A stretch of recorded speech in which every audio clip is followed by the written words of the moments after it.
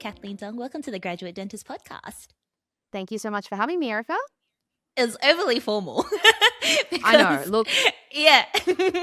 I just felt like, it's been a while since our last chat, right? And I just felt like it was important to be that formal, maybe. I don't know. It felt like a proper introduction, right? It was formal on my end, but I felt like I had to introduce you properly, give you the respect. But as soon as it came out of my mouth, I'm just like, no. This is not the vibe for this podcast. He asked me 2 seconds before clicking recording, you're like, so Erica, what are we talking about for this episode? I'm like, it's just going to be a conversation between good friends. That's going to be just honest, real, maybe a little unhinged, but that's us, right? Yeah, absolutely. Look, I quite literally walked into this expecting not so much unhinged, but unfiltered, and just keeping it real between two friends. And I think that's probably the best way to approach a conversation, between colleagues and friends. I mean, that's how it is usually, right? We don't really have set questions, and it's just good to have a conversation about things. Yeah. Yeah, and the reason, and we say that we're good friends, but the reality is, it's like I think I've met you like twice in person. Really? Yeah, but it feels like I've known you a lot longer and a lot deeper than that. And do you know what this feels like? This feels like when you have like a recall patient and then like, you're really friendly with them, and then your DA is like, "Oh, you must have seen them so many times," and I'm like, "I've seen them once." I've seen them once, but you know what? It was a connection. It was a strong connection. And that was the thing though. I think I interviewed you maybe like 2 years ago at this point. Do you reckon? Has it been? Oh, I think God, so. Yeah. I think it's been a little bit of time. It's been a while. I've been doing this for a little while, but you were one of, I would say, my favorite guests to interview because I kind of walked into the conversation just being like, look, you're someone who I think we have a lot of similarities. Our journeys are very similar. And I think I want to dive into that in today's episode. But yeah, we just clicked on that episode. It was just so authentic. It was so real. And then I met you in person shortly after, and it just felt like an old friend. We just like clicked instantly. You're like maybe long lost cousins, long lost sisters, something like that. Yeah. I'll totally credit that Paul's my brother as well, right? Like I'm an only child, right. So yeah, I'll take the siblings. Yeah. Yeah. But Kathleen, why I wanted to bring you on in particular is obviously I think something that I've been thinking a lot about with like as the podcast evolves, right? I have a lot of students and new grads that reach out to me as well, and they really want to find things to do outside of dentistry as well, or explore the facets of dentistry beyond just clinical dentistry. I had a conversation with a grad the other day who was, as a student, like involved in all the extracurriculars, involved in all the committees, and all of these things that gave her a lot of just fulfillment and purpose beyond just clinical dentistry. And she says, once you graduate, she's like, I feel like I've kind of lost all of that and almost lost like a love for dentistry, because dentistry wasn't just clinical to her. It was all the other facets of it as well. And she's like, Erica, how do I find that love that you have for all the different facets of dentistry, all the things that you dibby dabble in? And so then I was thinking about it. I'm like, do you know what?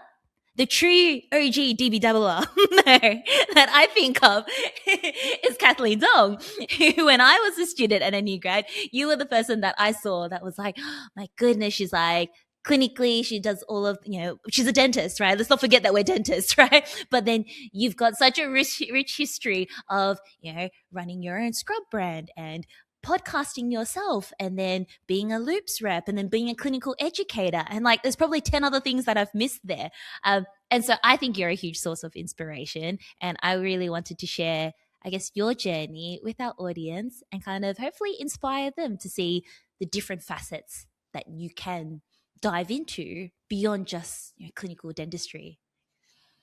Yeah, 100%. Look, DB dabbling is a new word for me. That's a new term. Is it? Okay, we're coined it here.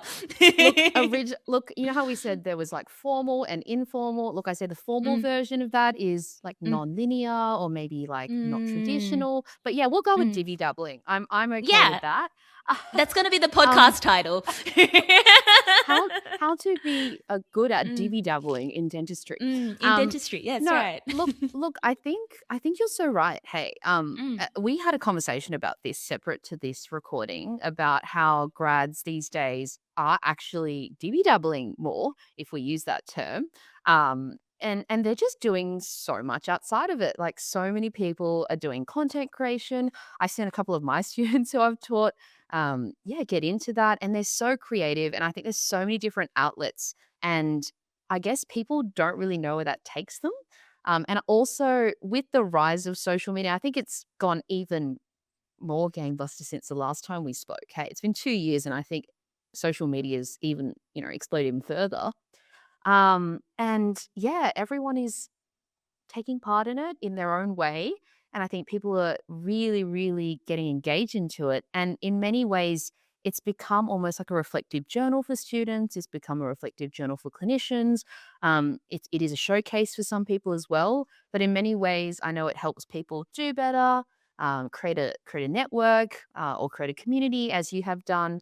And it's so much bigger than what we could have imagined. So even in that aspect by itself, I mean, even this community that you've created, I'm sure is more than what you thought, when we first talked, right? And that's grown heaps since we've spoken. So I don't know, it's pretty amazing how far something can go just from saying yes to an opportunity or feeling like, I guess, opening your mind to saying, I could do that, and not boxing yourself in. As you know, I'm a huge believer in that. A lot of people cling to that identity of dentist, but dentist is very multifaceted.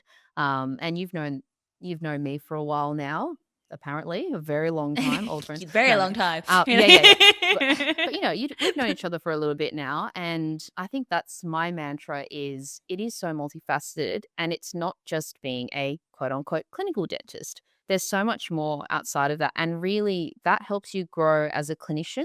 And really it makes you more relatable to patients as well. It really helps your communication too. So yeah, it's a lot of different things, but I completely agree. I think lots more a lot more people are doing the I can't believe we're using this term, Erica, but yeah, Divvy divvy dabbling. dabbling. It's Yeah, yeah. accurate though. It's a very Okay. all I'm encompassing just not term. sure this is the term we're going to roll with, but for this episode, absolutely. Yeah. For the sake of this episode, it shall until we think of a better word for it.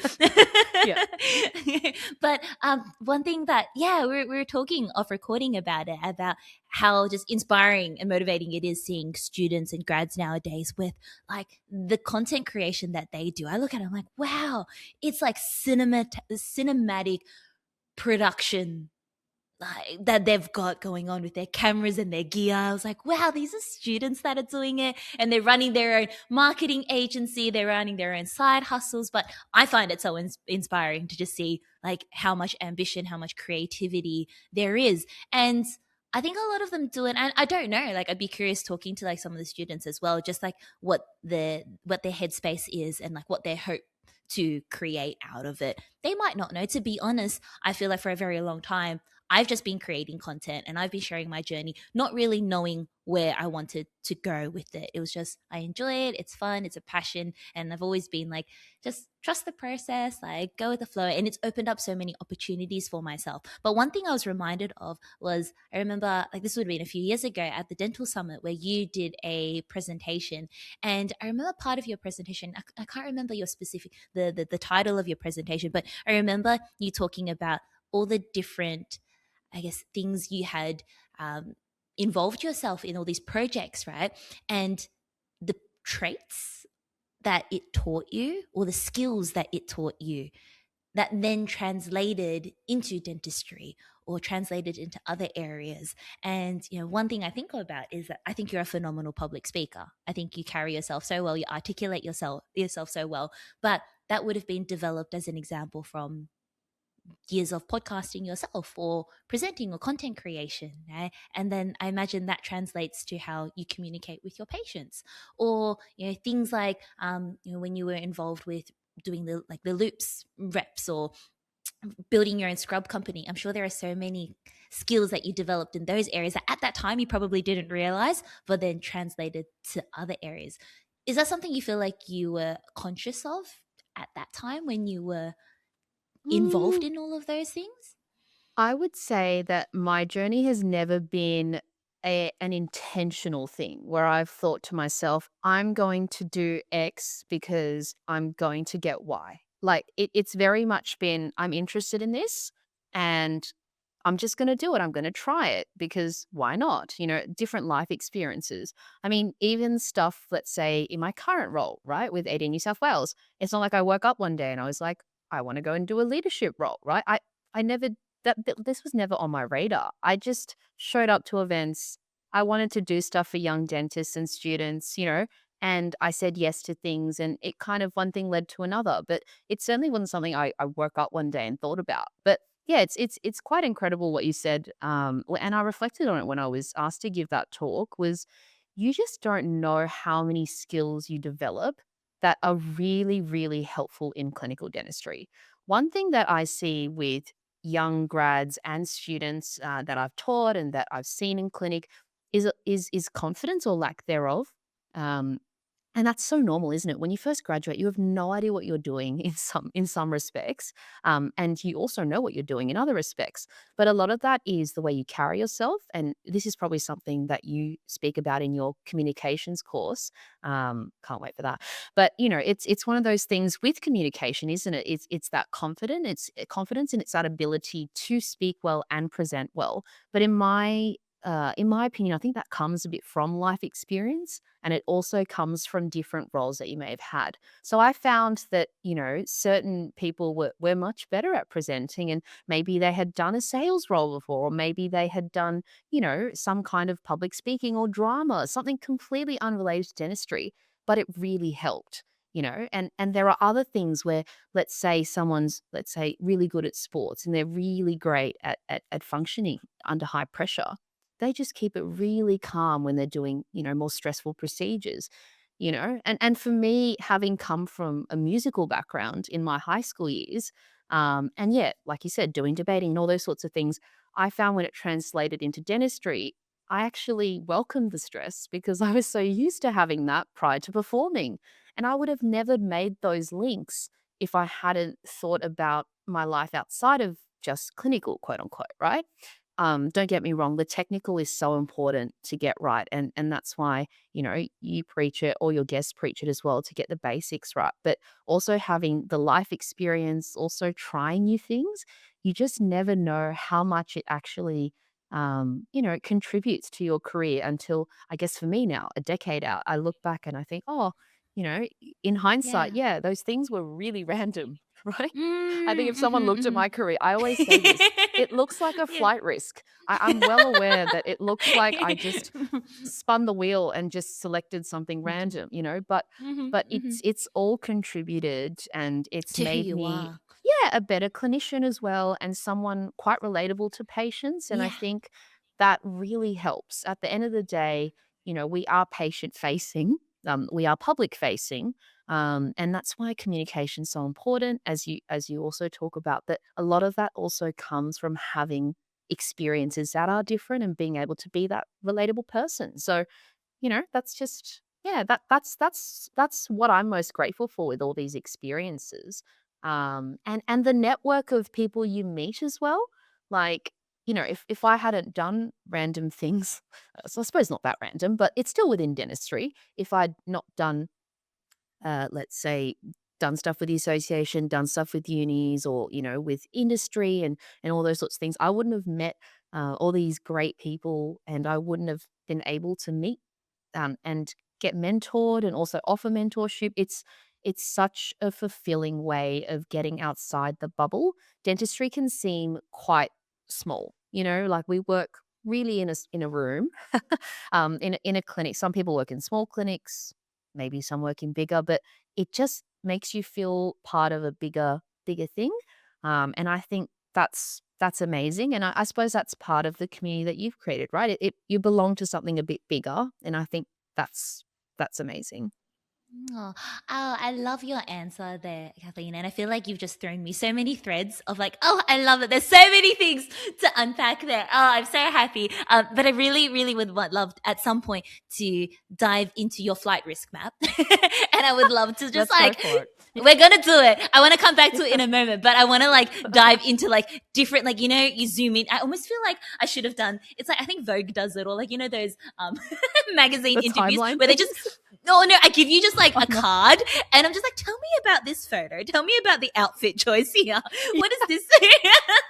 And she It's just like slip yeah, you. that you just like slip a random fact. It's like, so tell me why in January of 2020 you were doing this, and it's like, Yeah. So we're going to dive into that. But, you know, I think you're so right about just like the importance of just having a fulfilling and rich experience, almost just like being worldly in ways outside of just the technical and the clinical side of it. And I was at a like non-dental, like a non-industry event course recently, and it was so incredible just being in something that was non-dental. And I didn't think much of just like how much you would get just learning from people just within a completely different industry. But I was there and they were just talking about the importance of you know, just like the way that you communicate and you public speaking and all of that stuff. And I just had this moment where I was just thinking into the future of like one day when I'm a mother and I have children and what I wow, would do. she I went know far. I went far, right? But I was just like, wow, I think oftentimes as dentists, we come from the upbringing of being like the high academic achievers, of being like the straight A students that poured all our time and effort into just good grades. And maybe some of us neglected other areas. And you know, you yourself, you talked about like, oh, you know, at least you did music, right? And you did public speaking. And I was lucky that I did a little bit of that. But you know, at that time I didn't realize how important it was for like, you know, when you're growing up and you're a teenager and you're in those like formative years, that okay, what does being part of a sports team contribute to your grit and your resilience and how you manage stress? How does drama affect your confidence being on stage and being able to improvise, like all of these things? So I'm just thinking, I'm like, you know, for my future children, like they're going to be involved in all the extrirculars. I want them Is to do this it a all. tiger mum incoming? Like Yeah. we've seen it here first, everyone. This is the birthplace Birthplace of the of where tiger it all mum of happened. Erica. Yeah. It's just, you know, Monday night they're doing this, Tuesday night they're doing this, Wednesday night is this. They're going to be, I'm like mildly concerned for your future oh child, yeah, but for my they will future be children. very brilliant. Yeah. They'll be well nurtured. Yeah. But Yeah. circling back to it, you mentioned before about confidence. I actually really wanted your take on that because I think it's something that we get asked so often by grads about, okay, how can I be more confident? I did a video recently on my take on it, but I wanted to ask you yourself, your experience with your own self-confidence, your own self-worth, your own identity, how it was as like maybe a new grad and then how it evolved. Were you always from, you know, all the extracurriculars that you'd done previously, always just like, you know, really self-assured, really confident, or was it something that you had to really like, yeah, challenge yourself and evolve and develop? I think I think outwardly I've been good Mm. at masking that Yeah. potentially. But inwardly, as we all know, imposter syndrome is rife. I still have it. I think everybody has it. It's quite a normal part of a professional's experience is to have that imposter syndrome. You start a new procedure that you haven't done, instant imposter syndrome, even though you've practiced. You know, like you just suddenly don't feel like any expert, and that learning curve just, you know, it's so steep.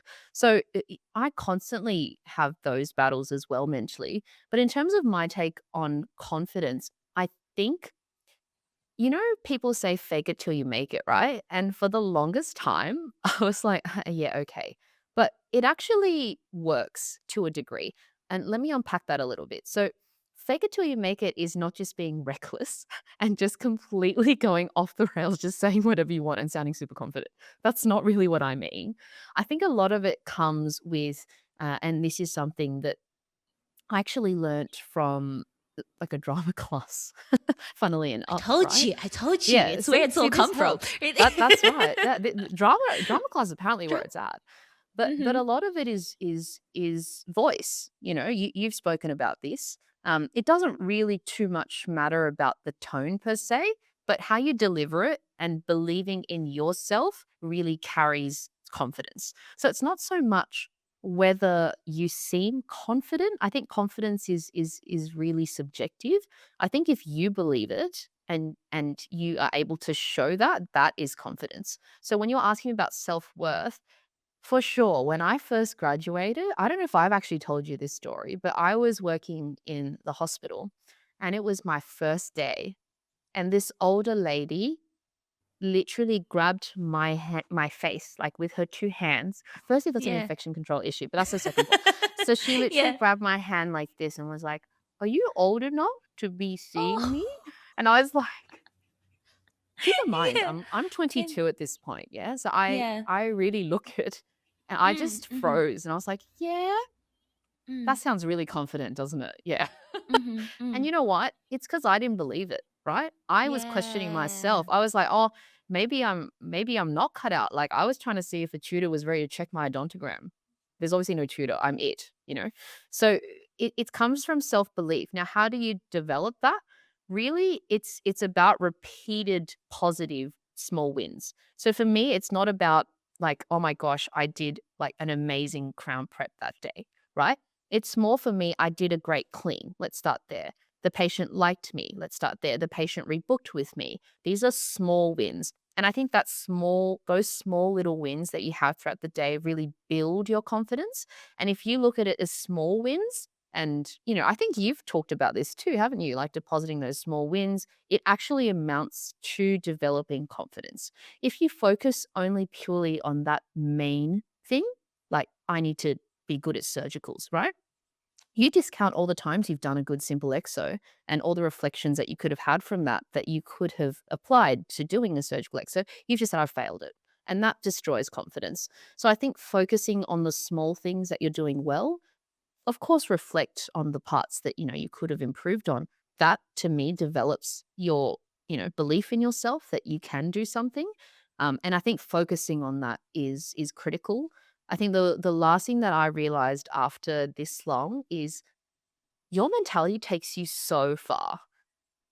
Like, it is insane. I think to myself, like, the moments where I have made the leaps and bounds in clinical progress was when I just thought to myself, "Yeah, I can do this." Like, I can do this. I look at an X-ray and there were moments when I first graduated, I was like, "Can I do this?" Like, I don't know. And Mm. you all of you guys hear this, right? Your DA is probably on the side being like, "You can do this, no worries." And then you suddenly feel better. But if you over time start to tell yourself, and it sounds a bit, woo-woo, but the mentality really takes you. A lot of it is a mental game because you practically have the skills. You do. And even if you don't, you can practice it, but the mentality gets you a lot further. So I think confidence comes from that repetition of that positive mentality, positive in that way. It's not toxic positivity. It really is something that, you've developed and you can actually see. But for me, it's the small wins that add up. And I think to myself, yeah, like I can do this. So Hell yeah, you can. yeah, yeah, and Yeah. and and also, on that note, it's a little bit of a side thing, but, scheduling, how you schedule your book, like, build those small wins, and then that harder thing doesn't seem so hard. So, I think that's how you develop the confidence and having great patient interactions, like you said, you went to a conference that was non-dental related. Well, of course, that's gonna help you in communication. Our patients aren't dentists. We Mhm, we're not mhm, speaking mhm. well, for most of the part, right? But Yeah. usually it's members of the public who do other things. So being able to relate to that, understanding different aspects of life, yeah, it really adds to that whole experience. So that's my version of confidence, I would say, is just believing in yourself. And that was the cheesiest way to end it, but you get what I Oh, mean. no, but I love it. I love it. I love it. I love it. I love your take on it. And I feel like you've been able to encapsulate it so well and dive into like the different layers of it because I think I see it very, very, very similarly. And the comment that you made about like, oh, fake it till you make it. It's so corny. It's so cheesy. For the longest time, Yeah. I've had such a just like knee jerk reaction to it where There's it's such just an like, ick to it, right? ew, You're like, it's oh. such an ick to it, right? It's just like, oh, like it sounds very fake or it sounds very like yeah, like inauthentic, or it's just, I think maybe It it's just because it's does. the whole like fake it, right? But my take on it, Erica's woo woo take on it, and you know me, and you know this is what I'm all about, is like it's manifesting it, right? And Yeah, it comes to absolutely. the whole, it's your mindset. Like everything is, you change your mindset, you change how you see the world changes for you.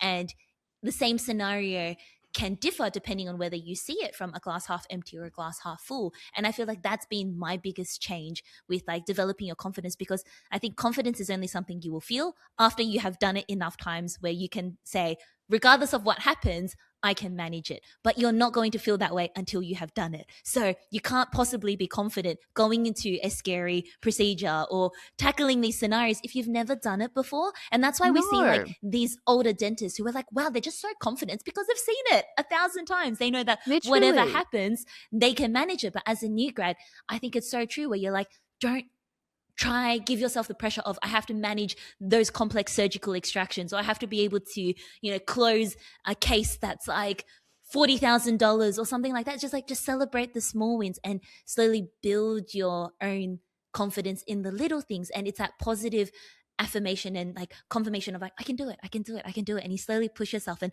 all of a sudden you went from like, oh, I can do a scale and clean well, or I can give LA without hurting the patient.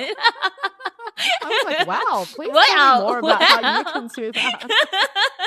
But like without hurting the patient, or you manage like your first complaint patient, and then you do a really good extraction, and you just like, you slowly become confident in those things. And it's almost just conditioning yourself to like, yeah, like someone said it to me the other day of like, winning is a habit, right? Of just like yeah, it is, right? And you're rewiring your brain from being anxious and scared and cautious to being like, you know what, like I can do it, I can do it. And you learn to trust your gut. That's Yeah. right.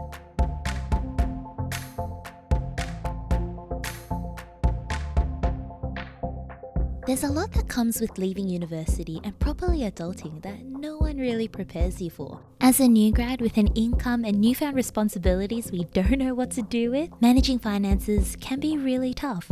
That's where JS Medical and Dental Finance comes in. Specializing in financing options tailored to medical and dental professionals, JSMDF is a completely independent broker dedicated to finding the best bank and lender for your unique situation. Led by the incredible Jason Savage, who personally came to my rescue and worked his magic and helped me secure a loan before I even started working, JSMDF is committed to supporting you throughout your personal and professional journey in whatever way you need. Whether you're looking to buy a house, a car, a practice, or pay off that year-long CPD course you signed yourself up for, JSMDF offer comprehensive advice tailored to your short and long-term plans. Their goal is to be with you from day one and thoroughly understand your financial needs and provide solutions that best work for you. And so if you're looking for some advice, or you simply want to explore your options, get in touch with Jason and his team. A big thank you to JSMDF for helping make being an adult that extra bit easier, and for supporting the graduate dentist community. I don't think, look, I think I agree with you completely about that mindset. And look, it's probably harder for some compared to others, and it really depends on what's happening.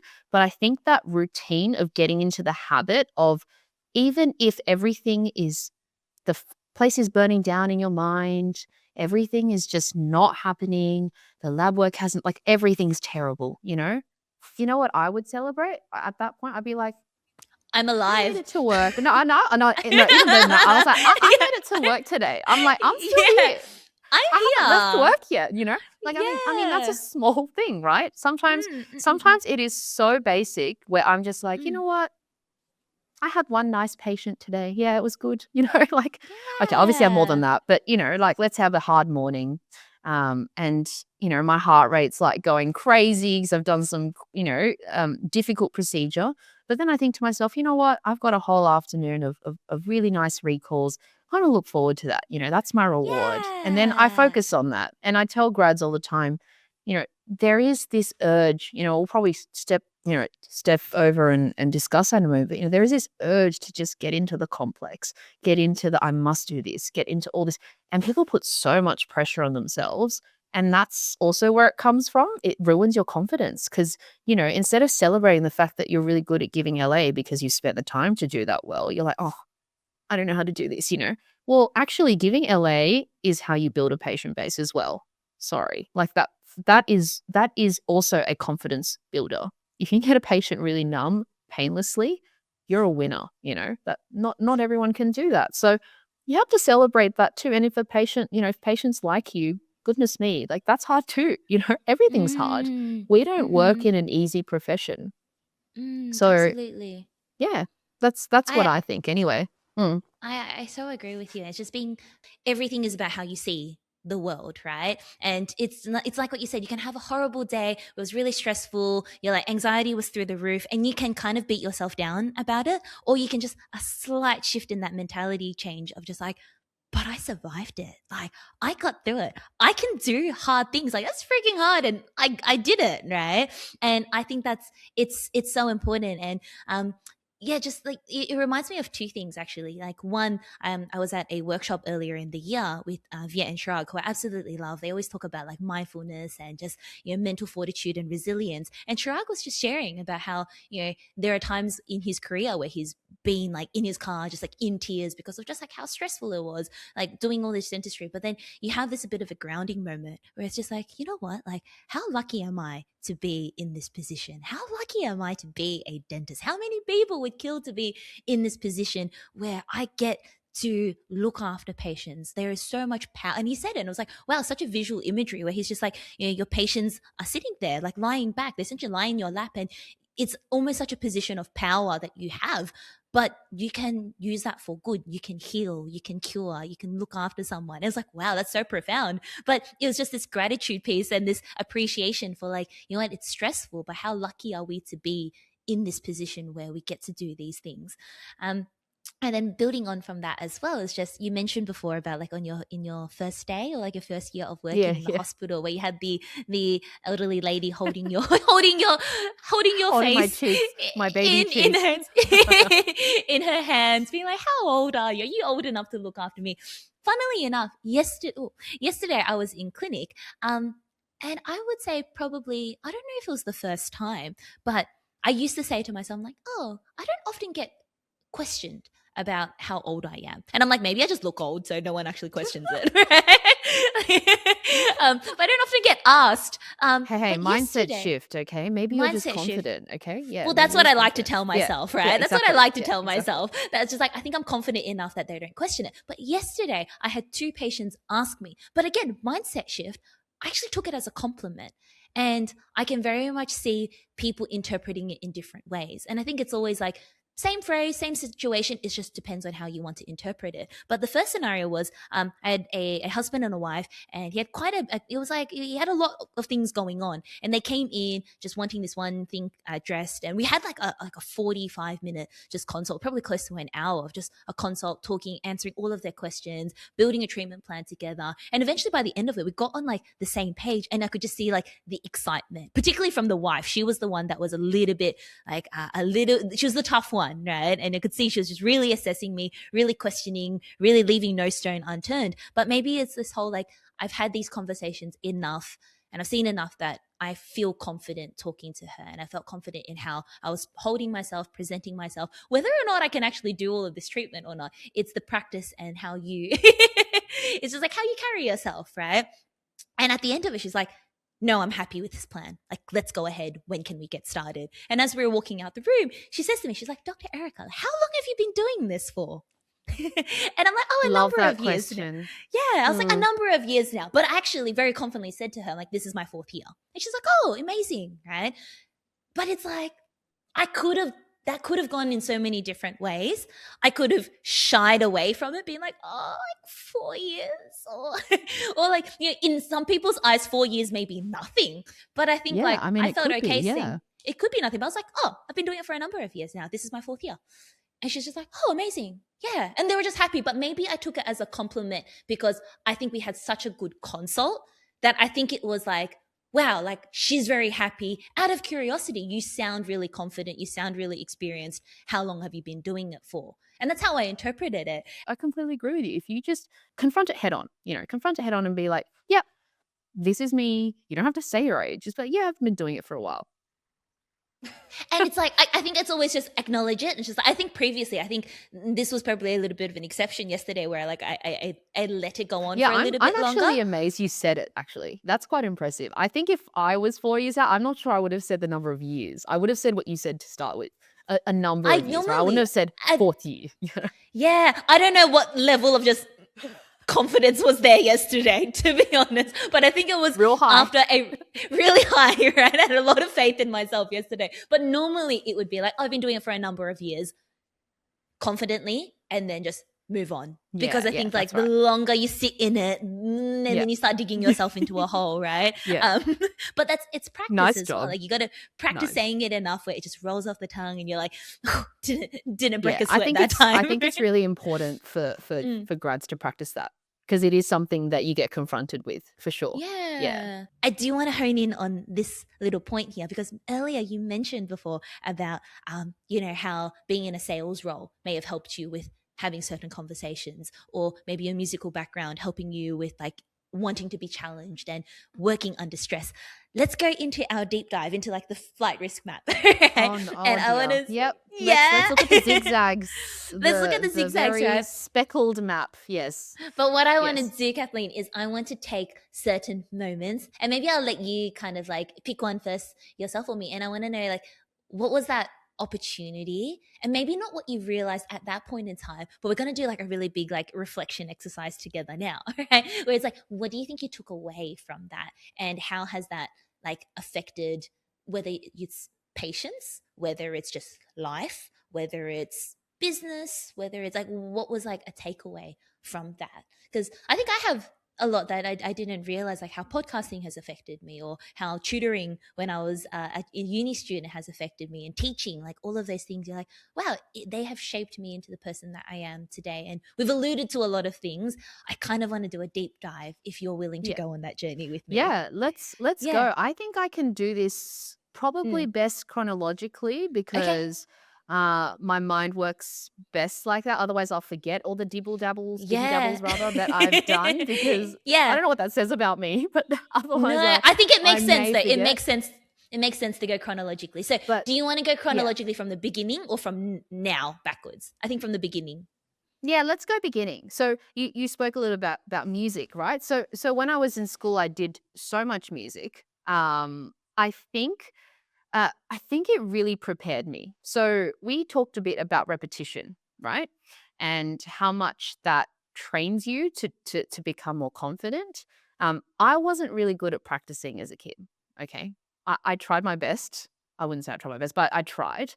But one of the things I learned from music, and I'll keep this brief because it's obviously a longer time ago, but it's actually repetition and muscle memory. So that is something that I took with me into dentistry. The biggest thing around that is, I think I had started piano at like 4. It's been a Tiger very long parents. time. Yeah, actually I wanted to. But Yeah. it's been a Oh, very yeah. long time Mm. since I was 18 now. So yeah. Yeah, gosh, I'm gonna reveal my age on it. No, it's all right. But it's been a while since I was 18 and I finished, and I can still play. So that is from the amount of repetition that I've done, that I've somehow managed to keep that muscle memory. And reflecting back, that's crazy. Like I haven't played in like over a decade really well, but I can still do it. And I think dentistry is a bit like that. It really is that muscle memory. And I think of every time almost. I think there was one time when I was trying to do a mentality exercise where I thought of every time as a performance. Like every appointment was like a performance.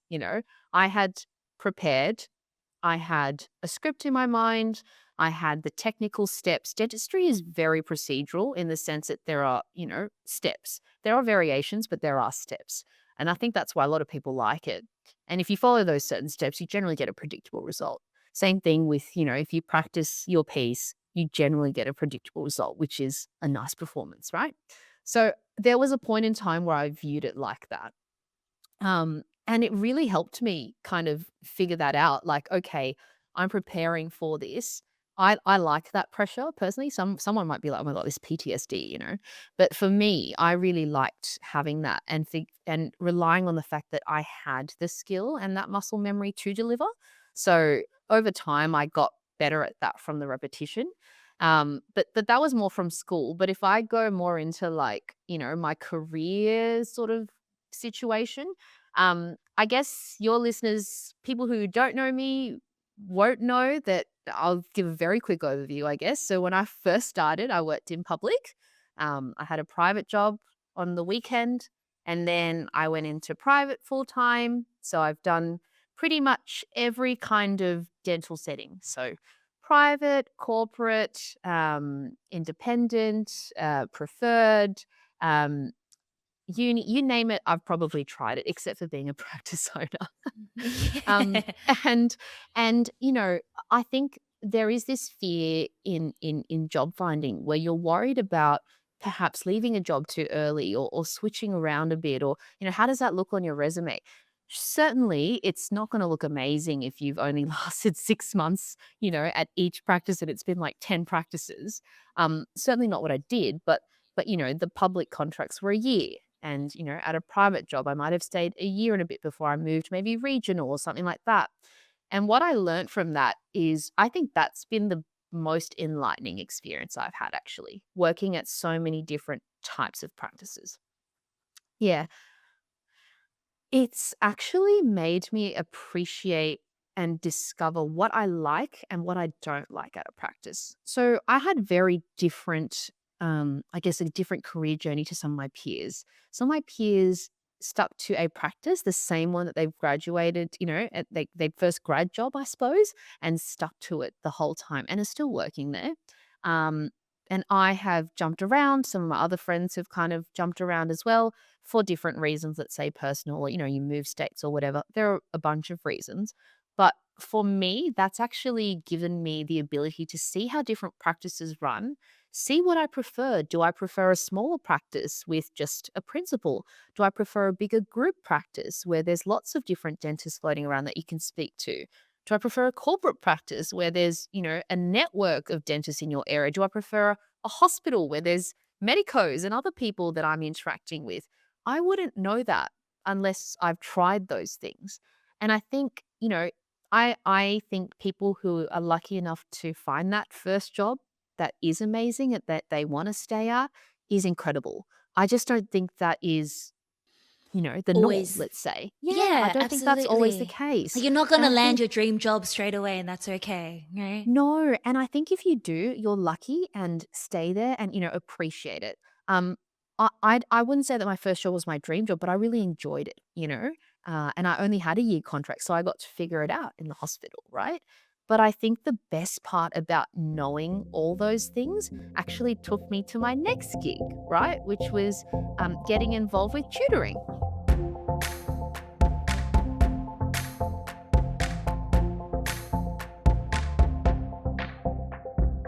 Dentistry, particularly as a new grad, is stressful enough as it is. And so if there's anything we can do to minimize all the external factors we need to think about, I'm all for it. Nothing is more daunting than the prospect of a patient complaint, especially in our early years. Thanks to Dental Protection Limited, I know I can sleep a little easier. Now, I've been working alongside DPL for years now, since my student days, and they have always been such huge supporters of everything I do, including the launch of the Graduate Dentist podcast. And so I know when push comes to shove and the time calls for it, I can trust DPL to have my back and to be in my corner. With a team of experienced dental legal consultants and an abundance of resources, including webinars, their own podcasts, magazines, which, by the way, I've written some articles for, you know DPL's got you covered. If you signed up as a student, you are automatically covered for your first 18 months of practice for free. Thank you, DPL, for always looking after me and for supporting the Graduate Dentist podcast.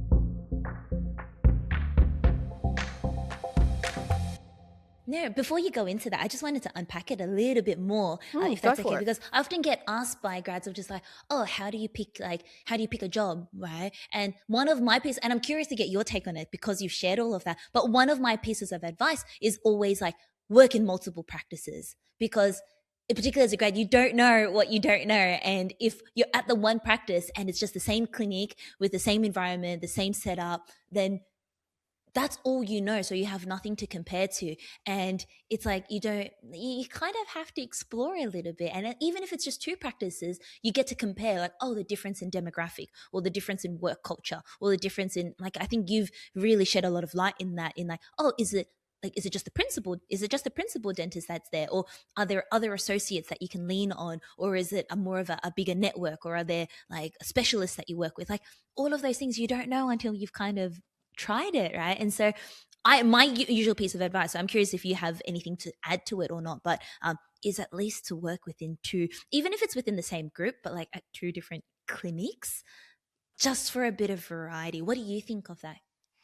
Look, Mm, I think it really mm, depends on mm, the person. I think if the mm, person really knows and that specific practice, let's say, is something that they have a lot of clarity on, let's say that that's the exact demographic of patients that they want to see. They see a large variety of cases within that practice. And let's say that the mentorship is what they're after. I think that's fine to have that one, but always having in mind that it's also okay to outgrow something, and also okay to leave if it's not working. I think there's so often that, people make it quite personal. They feel really bad, or, it's just like, what do I do? And they get stuck and it's not for them. Maybe they wanted to do, longer treatment planning sessions, that they want a new patient that's, more than an hour, but the clinic only does half an hour. That doesn't really work with their treatment philosophy, but they just want to get a job, and then it kind of, brings them down because it never aligned with their philosophy. It's okay to not have that perfect job to begin with, but it's also okay to leave or outgrow. and we're also at, like, particularly as grads, you're at the beginning of what is to be a very long career ahead of you, and it's just like there is opportunity to change. I will very quickly, before we move on to your next little the next little time stamp, but I have two stories that I wanted to quickly share. One of them was a friend of mine who's graduated same year as myself. She's moved around a little bit, but she's recently relocated and has found a job, but within a few weeks, she's saying to me, she's like, I don't think it's right for me. Like, I don't think I'm aligned in this practice, but I feel bad. Like, I don't want to leave too quickly, or I don't, like, they're so nice and they've not done anything wrong. Like, they're really lovely. It just doesn't fit me. But I'm like, but you're not a new grad, right? And you've had a few years of experience where you know what you want, right? And it is okay to say that this is not for me, and it's not personal, and it's not that you think the practice doesn't have to be horrible to you for you to leave. Like, it might just be that you know yourself enough, so trust your gut. If you feel like it's not right for you, then it's not right for you, and it's better that you leave now than getting too invested in it, and then it just becomes more, it's harder for everyone. It's like a relationship, right? This is Erica's corner for relationship advice now. Yeah. We could definitely relate this all to relationships, but agreed. 100%. But then the second one was one of my other really good friends. She's gotten to a point where she's like, we describe it as, I think this is a pivotal moment, because she's like, I've actually been within the same group for the last 10 years. And I'm so comfortable and I'm so loyal, but this is all I know. And she's kind of gotten to a point where, like, for the first time in her career, she's like, I think I've outgrown it. And it's a little bit scary, but at the same time, we're like, isn't that exciting though? Like, you have this opportunity just to turn over a new page and try something new. And it's just like, oh, that is kind of exciting. I can dive into something else, right? Like, into a different work environment where it's a different structure, or maybe it's a different type of dentistry, or it's like, and that's someone who's, the reason I share her story is because that's after 10 years. And you can still evolve and pivot and continuously evolve your career. Like, where you start does not have to be the same thing that you do for the next, like, 20, 30 years of your career. It can constantly evolve. So I really love that you've shared that. And I think it's important insight, because I think some of, like, as you said, with the comparison and everything, like, people graduate expecting to be doing, like, the crazy stuff straight away. It is. Yeah, it's crazy. But, like, I see that. Yeah. Yeah, you don't have to. It's you're at the beginning of what's to be a very long career. Maybe save something for, like, later on, right? Yeah, I know, right? It's like your expectations, right? Like, you set the bar way too high, right?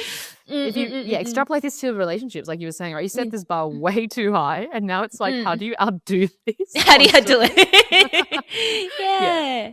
But okay, tell me about, you were saying the next gig was then going into tutoring. And this is where you Yeah. really got to be on the other end and helping nurture and Yeah. like So teach these it's not students, a right? complete chronological, but I'm kind of, it's adjacent in the sense that I went to the other side. So the Yeah. reason I found all the other Mm. stuff I've done, right? I used to think, wow, I've just tried a lot of different environments, but it really helped me when I was teaching. But I think that shift, it was crazy. It made my dentistry better. So I'll tell you why. Yeah, tell me. That concept, I've forgotten exactly what that concept's called, and it'll come to me. We can insert this some editing Just Erica can somehow put this voiceover, in. just Yeah, and voiceover inject Erica can it. shove this in here. But that concept where, where how you learn best when you Yes, when you're explain something to a teaching. 5-year-old, a 10-year-old, or Yeah. whatever. Yeah, wow. When I was teaching, I was like, oh, just in my head, I was like, just do this. And I was like, wait, obviously they don't know how to do this. Like, oh, you can't just say, like, just do this. And it really just brought me back to basics and really being able to explain the procedure and being able to explain why I do the procedure, why I talk to a patient a certain way, how I present a treatment plan, why the treatment plan flows in a certain way, and how I even clinically do the different techniques and my way of doing things really cemented my knowledge because I hadn't had the opportunity to explain it from start to finish in that way. Obviously, if I explain something to a patient, the feedback is usually, whether they've accepted that treatment plan or not, right? Or if they're happy with me, maybe they might leave a review, all those sorts of things. There's not that much feedback. But with a student, for me, I guess the satisfaction was seeing them apply that or build the confidence or perhaps lack thereof if I was being too blunt, but build the confidence in a way that I was, I felt very satisfied that I was trying to help them be prepared for the real world. And a lot of that was being able to explain why I did something because I never really had to think like that before. I just did it because I knew that's what I was doing or I knew that's what worked or, it was kind of learning from experience. Now it was, okay, we do it because of this. This is why we do it and this is the result we get. And then we see the result and then it's like, okay, and there's evidence behind that, and we talk about that as well. So it was a really good knowledge loop for me and it made me a better dentist. Immediately. Like immediately I was thinking to myself, "Oh, I have to explain why I use this material. I have to explain to you why I want you to prepare the tooth this way. I have to explain to you, what these radiolucencies are and why that's important." And it was just instead of it being just an automatic thing, an autopilot for me, I got back to basics and really understood the reasoning, and that's re-cemented my knowledge. So I started teaching 5 years out, and so after 5 years, you get that confidence already, or feigned confidence, whatever we want to call that, right? But after starting tutoring, I was like, oh, actually, It's really good to revisit that. That's right. It really cemented it. And the other thing was also it built my confidence. And the reason I say that was because things happen in the student clinics, you know, and it, it stops with you. Like Dr. I'm the ones, Kathleen, I'm yeah, I'm the stuck. one supervising, or they Yeah. just do things, and I didn't know Yeah. about. Like it's Yeah. stuff happens, and you have Yeah. to manage like 4 different people, or Mm. whatever's happening. Mm. And it really made me feel clinically confident. So I That you had could some manage imposter anything. syndrome. Yeah, yeah. I Mm. had imposter Mm. syndrome for a while, I would say, graduating. It's not that I didn't know what I was doing, but I felt like, oh, do I? Like, am I okay? And then when I got to tutoring, I was like, oh, I can do this molar endo for them. Like, I can do the access. Oh, I can do this surgical. I can supervise this. I can supervise that. I can do this denture. And then I thought, oh, hey, I'm actually all right. you know and that really helped me build my confidence. And I think after a few years of doing that, I became better even in my own clinic because I was far more confident saying things, doing things. And it just it was a totally unplanned byproduct. I never thought that would happen. I thought I was all right already, like I felt like I knew what I was doing, quote unquote. But after I taught, I was like, oh, actually, because of this and because of the confidence boost mentally from knowing, okay, I can manage these issues. I was like, oh, okay, Mm. maybe I do know what I'm doing. Maybe I'm Yeah. all right. I think it's also like auditing yourself as well. And like my experience Mm. on a much lesser, smaller level than yourself. But I remember at the end of my it would have been end of my second year. That was when my boss was like, or when Jeff was like, oh, we're going to hire some new grads. And I had this whole moment, and I've spoken about it on the podcast before, but I'm like, I had this moment of like, what? Like, what do you mean I'm not going to be the baby dentist anymore? Like, what do you mean? Like, there are people that are going to be more junior than me that are going to look to me to help them out, right? And it was this moment of just like, oh, I need to step up. And one of my grads who I have such a great relationship with, I remember earlier in the year, we had this conversation where she was thanking me for helping talk her through a particular case. And I said to her, I'm like, no, thank you for letting me help you, because you make me a better dentist. Because you ask me a question, like she'd ask me a question, and I'd have that moment of like, oh, maybe you could do this, or maybe you could do that, or maybe, and then I'm just like, hang on, this is not helpful. Me being uncertain is not helpful. And so I need to get really clear on, well, what should we be doing? And why do we do it? And what is the evidence? And what do we know the result will be? And being able to distill that and take all of my thoughts and experience and being able to very decisively tell her, this is what we're going to do. And it forces me to then get really clear on like, well, what are my protocols? What do I do? And it's like, rather than just like, oh, doing whatever, it's just like, no, if you're going to be imparting knowledge on someone else, you have to be really clear on it yourself. And then it'd be those cases where she's like, I've got a really tricky extraction, or she gets stuck in one. I'm like, oh, I'm the most senior person in the clinic. I guess it's me that's going to have to go in and tackle this, right? But as you said, it builds you're kind of just, you're forced to grow up. It's like being a big sister. It's just like you're forced to take on that role of helping look after people, and then that forces you to mature and forces you to become more capable as well. So I very much Yeah. relate to that. Yeah. Yeah. And a big part of it was also, I think, understanding how to give feedback, as well as, understanding how to distill information in a way that supports someone building confidence, but also keeping it real. The balance has always been tricky for me because I found that, with different cohorts of students, there was a COVID, there's, differences in teaching, there's also differences in, different tutors and different treatment plans. It's always difficult, isn't it, to get some kind of a standard, but my goal has always been to get people real world ready. So I think that's probably the most satisfying thing for me, is when I feel that, what, I have imparted enough real Real world world. tips, or Yeah. comments, just so that they Yeah. don't go out and they're like, oh my God, what is this? What is going Yeah. on? So I think I Yeah. think that was the biggest part of teaching. And I think building that network. I mean, it's so great to see students or people who I've taught, or I've tutored now, doing amazing things. It's so cool. It's so cool to It's see very that, cool. Yeah. yeah, that And they're you had a thriving really. part. You had a part Okay, in look, it making was them a who it's they like a are. super small issue, super But small little you itty could have bitty. been the person that you could have changed they changed that one conversation with Dr. Kathleen when she yelled at me. Okay, It's look, changed me. change me for the better or the worse? I don't know, but we'll I we'll, don't we'll go know. with better. We'll go, yeah, it's all good. so, so from this point, are we still going linearly, or do we start dabbling into the non-linears Okay, now? let's go into Mm, the non-clinical things. So this is yeah. the dibby dabbling of Kath that, Yeah. is the what? So Mm-hmm. people know that I've had a back injury, or for the listeners who don't know, I had a back injury no, I think it's 2019 or something like that, and then COVID happened. So there was a lot of time off, so to speak.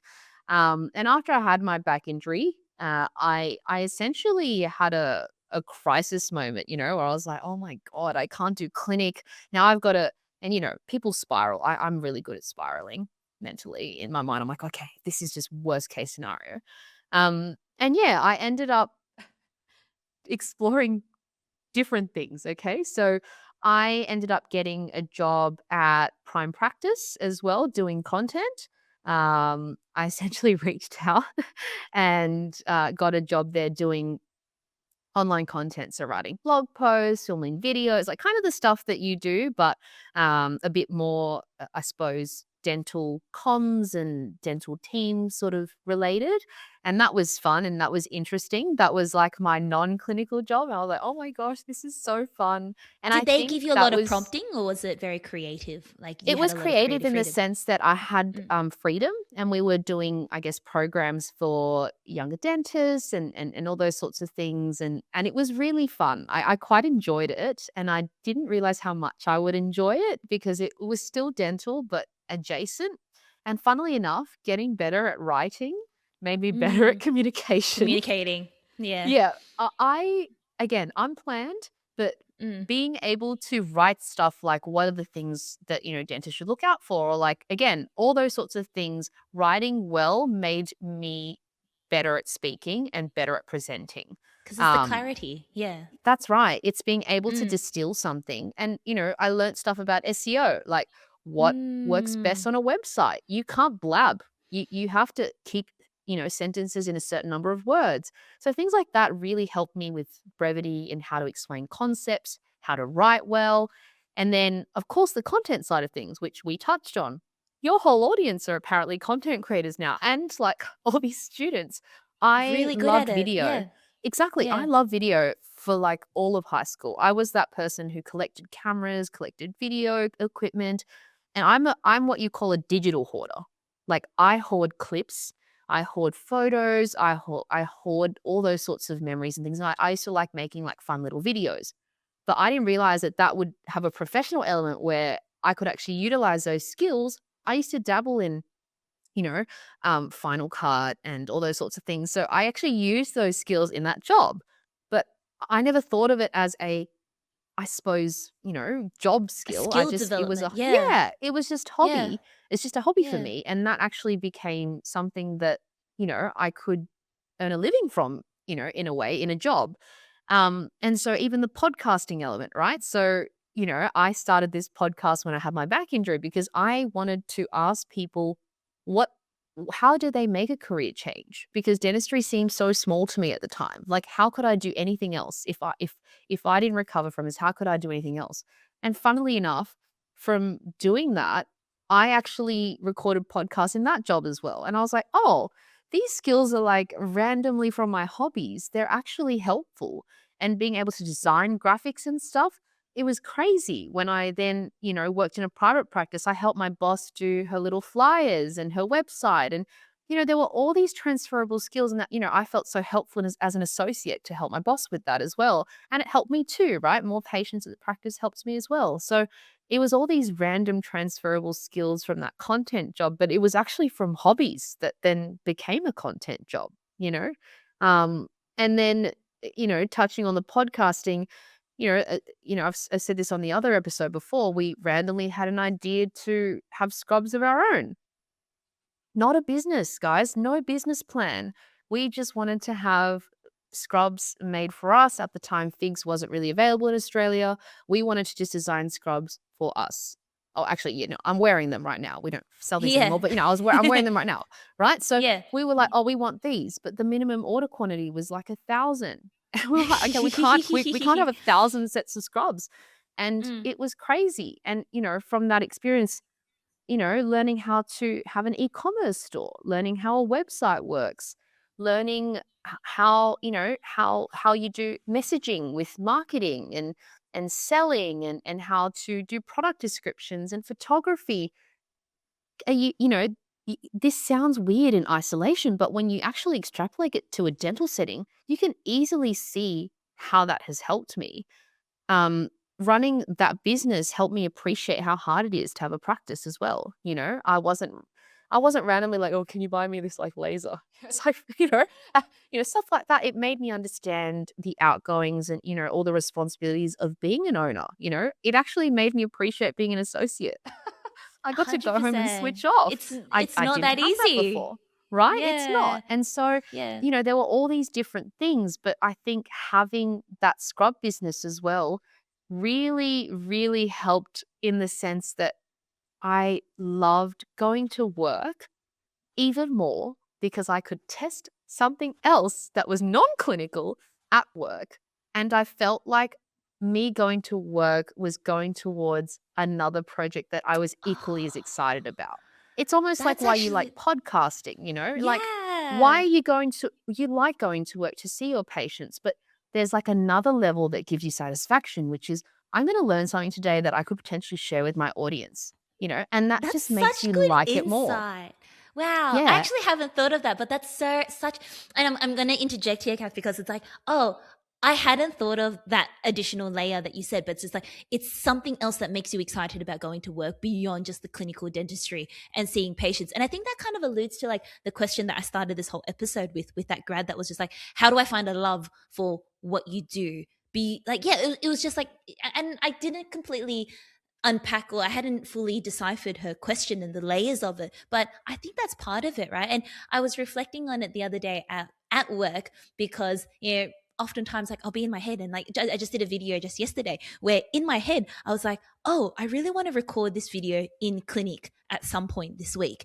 And as soon as I had like 40 minutes to spare, and I'm like, cool, jump into lab, close the doors, Yeah, I hopefully no saw one that comes and one. bothers Yeah. me, right? And I'm like, and I'm gonna record, right? But it was like something that I was looking forward to going to work that day, so that I'm like, we'll have a little bit of downtime and I can do some recording. But it's so funny because a lot of the other dentists that I work with also have their own little things that they're working on. And so the nurses are so used to it now where they're just like, so and so's got their camera set up because they really want to film this case that they're doing today. Or so and so's got this because they're trialing these new like lights that they have or this new equipment. And it's just like, it seems funny. And the DAs will roll their eyes because like you guys are all constantly dibby dabbling in things, but it's just like, but it's just like, it's that layer of just excitement of like coming to work. And then there's like, ooh, there's more things that you're excited about. It's like, and I think being involved in your workplace kind of gives you that sense of fulfillment because, we're talking about like things that we're trialing on our own, but what happens if it's like, oh,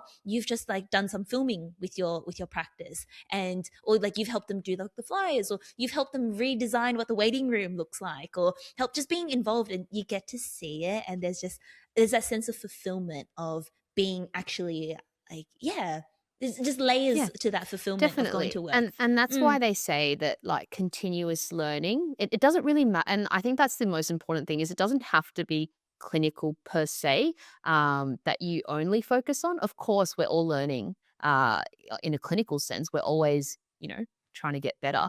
But even if you have a non-clinical bent to that, let's say that, I just really got excited to go to work because I got new loops or like I yeah. got a new pair of New scrubs or scrubs. like yeah, Yeah. whatever it is, like, it made you go there in a better Just mood. romanticizing it, right? It's just like But I it gotta wear is, my new but scrubs it's today. Yeah. but I Yeah. think a lot of the content creation that, people are doing, especially those day in my life and all those sorts of things, yes, sometimes people might think that's oversharing or that's, it's a different kind of thing. You don't have to like it, but I think that helps that person enjoy and reflect on that part of their life. Appreciating it. Romanticizing that day to day, yeah, being grateful for it. It does give you that sense of purpose. And maybe you don't like clinic. Well, that's fine as well. It can be just a means to an end. Lots of people see it as just a job. And I also want to emphasize there's nothing wrong with that either. But it's so important to develop that identity or sense of self outside of your work because if this is all there is, it's really tough because when this doesn't go well, then nothing else feels, Like good. if your sense of self-worth and achievement is whether or not you got that tooth out Yeah, or yeah, yeah. like you And it can't can bank it. feel that way. And it can feel that way. When you first grad, you have blinkers on and all you think about is like, how do I get good? And amazing that you have that mindset, but you also have to remember if you spend time working on other aspects of yourself and growing those aspects. So maybe it's like the Erica who likes going to you do a lot of fitness stuff that you're very fit. I was like, your like twirling thing is quite impressive. Anyways, My let's say aerials. you want Yeah. to, yeah, exactly. I was like, they love twirling. If you Yeah. work on that, that's also progress. You know what I mean? You have to. People like feeling that kind of progress, but progress is not necessarily just I'm getting better at doing fillings. You'll naturally get better. The more you do it, you get better. But even if you do other things in your life, like yeah, let's say I want to run more, right? But even having that goal to be able to run from 1 to 2 Ks, I feel better about myself already and I carry that into clinic. So that's what we meant by those small wins. And I think that answers that person's question, right? How do I find fulfillment? Well, you shouldn't. I don't think you should have all your fulfillment from work, personally. I think that's one aspect. But if you focus so hard on trying to find deeper meaning within work, you're going to spiral in and wonder why you don't. Because you might Yeah. not. It might not be the thing for you. Whereas if you try to explore and make time for other things, you might find that working. You might become really good friends with a work colleague and you guys do cases of each other and you really look forward to going in and doing them together. Or you might not. You might just be like, work is work, but I like all this other stuff. And I like all these people I've met because of work or whatever it is, you know? And I Yeah. do, I really like that you made a comment before about just like also acknowledging the fact that like I feel like we're kind of doing this whole like brainstorming session of just like all the things that you can take away from dentistry, but it's also like you don't have to do all of these things. Like you might not want to, and you might just want to go to work, show up, clock out, leave it, and like that's fine as well. But Yep. I think And it's a great the job for that, by the way. yeah, Like exactly, you that can do that. is that's right. Don't become a practice owner. Leave at 5 o'clock and then like switch off. You'll be fine, right? But I think a big part of the reason why I wanted to bring you on and the purpose of today's episode is the dibby dabbling. It is the all the other things that you could do, and like just continue. I wanna bring it back to like a point that you made before, and I just wanted to tap into it very briefly because this is the whole concept of the transferable skills, right? And this was brought up to me at that non-dental course that I was at, but they were saying like in terms of public speaking, right? And we do public speaking every day when we're communicating with patients, and you think about like building confidence and all of that. But I think this really is important to highlight and is particularly relevant for our grads nowadays who are and our students who are all content creators and all filming themselves and all like sharing things, is that like content creation teaches you so much about public speaking and about how you present yourself because you see yourself on camera and you see your voice and how your voice changes. You see your body language. You pick up on your words and you feel it. And I'm sure you learned this as well through content creation and through podcasting, is like we communicate the way that we do from years of listening and watching ourselves communicate. Yeah, And I it's mean, not perfect. it's not. It's not. Mm-mm. I can actually touch on a different part of my flight mech trajectory now. Yeah. So, I'm currently sitting at the ADA New South Wales Yeah. offices, which we spoke about before, and I've been Yeah. involved with association work since ADFN. I was a student, right? Yeah, with So, ATSA, right? Yeah. yeah, with ATSA and then with like CSU Student Dental Association. So I think it's because I always said yes to things because I wanted to be outside of my comfort zone. But when I graduated, I joined the recent graduate committee here at ADA New South Wales, and I was wanting essentially to do kind of what you were wanting to do now, which is to create that space for grads. But the reason I'm talking about this is that the first few times that I was asked to speak on camera as a recent graduate in those settings, like, I watched that back and I cringed so hard. Like, I'm not sure, like, what I'm like, the tone of voice is odd, like, I'm kind of fumbling a little bit, I feel really awkward on camera, I was probably sweating it was just like, it just was really awkward, but what you don't see, like, now I have to do these, to talking to camera or, having, giving speeches or things like that, but what you don't see is, like, 10 years ago or even earlier than that, I was so awkward. Like, my Yeah. heart was beating, like I was just like, oh my God, I don't know how, like I was just feeling kind of nervous speaking to camera. But, over time you get used to it as well. So, and that's helped because, speaking to patients, like you said, that is totally a transferable skill. And being able to speak to, I think as well, because of this environment in an association where you have, older dentists and a huge demographic of different professionals that all connect together in that kind of community. I've I was, talking to older dentists when I was a new grad, right? So even that was a bit of a struggle for me. I felt a bit awkward, but that kind of helped me as well, right? Build a bit of confidence speaking. So it's quite interesting. Exactly what you said. The transferable skills of communication have been the biggest thing I've noticed. Other things, of course, with technical and hand skills and things, but yeah, the communication has really improved over time, and I think that's the thing that helps the most for sure. Yeah, absolutely. At this point in our flight map, This was during your flight. This was a lot of it was inspired, or the catalyst was your back injury. How did you have your back injury again? Oh, yeah. So I was treating a patient and I was kind of on my tippy toes because the chair like couldn't go back further. And I was doing this extraction and she was so anxious. And as I was doing the extraction, I was about to deliver the tooth and she jerked her head. So I was literally like Ah, taken with her, but like completely twisted. Um, and yeah, it just like took me out for like 3 to 4 months. I'm goodness. completely Wow. healed now. And like, yeah, all my scans and everything, I was luckily had no clinical pathology, but it was such a strain. Like I was in shock. And it's funny you had a recent episode with Chris, right? And you Yeah. I know was like, the this is a yeah. really good spot to put in my ad about Yeah, income yeah. bread. Yeah, about Yeah. with Chris, who's also my Yeah. broker. Yeah. You know, that was so pivotal, right? Like if I didn't have that income protection insurance, like I literally got it 3 months before it happened. Yeah. Oh my It was crazy. goodness. It was like some Yeah. So post, lucky. we were thinking, okay, we should Mm, probably get it done. And then I think I became the warning sign for all my colleagues who were like, oh my God, this happened to her in her 20s. We should all get it. mm, So then I think I was mm. the catalyst for everyone getting their own income protection. So that's what happened. And then I Mm. think it just, at the time, I was having a bit of a spiral. I was really burnt out. I was working so much. I was like, man, like I had an injury doing something I'm not even sure I like, you know? And that's when I started to really explore.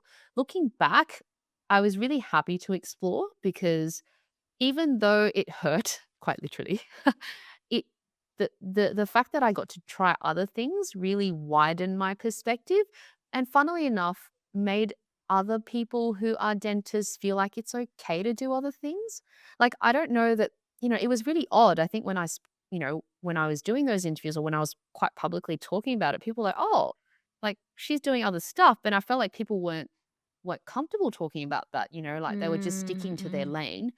And I Yeah. was very much like, try other stuff, Yeah, it's like so why not just do dentistry, Kathleen? Like sit back yeah, down, literally. right? Oh, I'm sure Yeah. that was my mom or, whoever was sitting next to me. But Yeah. Yeah. no, I felt like it really enriched it. And yeah, I just felt like without that, even though it was a very terrible time, it wouldn't have made me kind of the person that I am and the clinician that I am as well. So I think, super cheesy, S- it all works out in the Mm, end, right? But I Yeah. think you also saw opportunity from that challenge. Like you could have just spent those Absolutely. 4 months just lying on your back watching I K could have just dramas, lied there but playing playing Animal Crossing, whatever games. was happening at the Exactly, time, right? right? Yeah, I was like, I'm obsessed with Pocopia now, but like, Oh Animal yeah. Crossing, back then.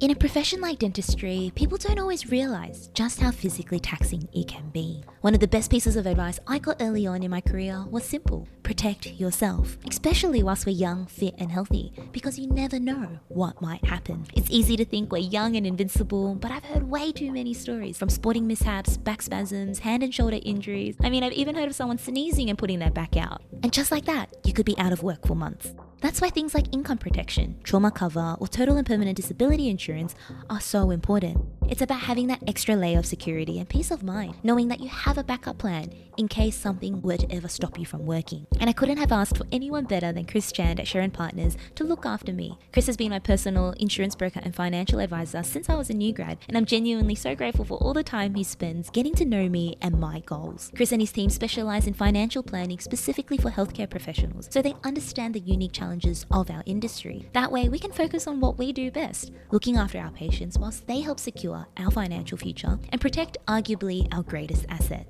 ourselves. A big thank you to Sharon Partners for always looking after me and for supporting the Graduate Dentist podcast.